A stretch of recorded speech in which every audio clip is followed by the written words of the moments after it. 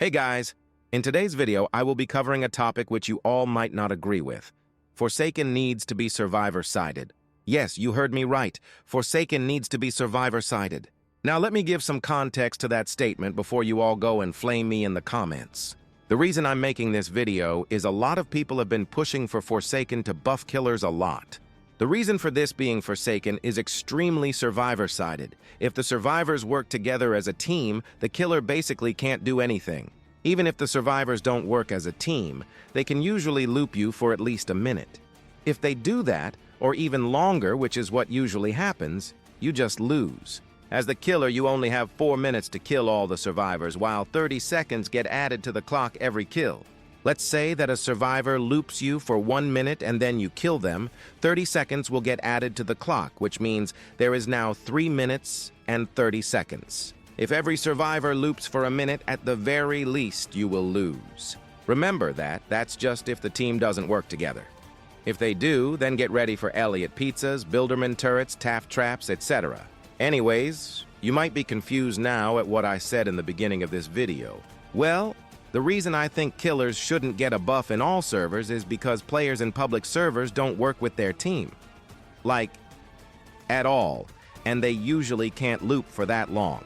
The main idea of the killer buffs is that people want to make survivors not be able to survive on their own. Right now in public servers, you can usually stand at least a chance against the killer if you have good looping skills. If killers get buffed, then you won't stand a single chance against any killer. Some of you might still not agree with me, so I'd like to present some proof. Slasher. Slasher is an extremely bad killer if the team has an ounce of teamwork. But if the team has zero teamwork, like public servers do, the Slasher will mop the floor with them. You guys must notice this too, right?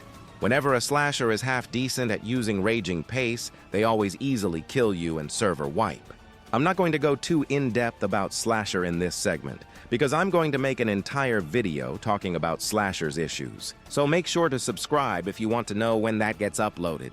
So now you might be asking me, how does Forsaken solve this problem? It seems like there's no solution, right? Well, there actually is. What is that solution? Pro servers. Yes, pro servers. If Forsaken adds pro servers that only skilled players can access, then it would solve their problem because they could buff killers in pro servers only while keeping the weaker killers in the less skilled servers. Some buffs that these pro servers could include are increasing the time gained on a kill. For example, 40 seconds instead of 30. Increasing the total round time. For example, 5 minutes instead of 4, decreasing the time subtracted from generators, decreasing the amount of players that can be in one server. For example, 6 players instead of 8, slightly increasing all killer sprint speed, decreasing stun duration, various buffs to killer abilities. For example, mass infection is no longer blockable, entanglement gets 1 extra pop-up, etc. Those are just a few buffs that killers could receive in pro servers. The Forsaken devs are welcome to use any combination or all of those buffs.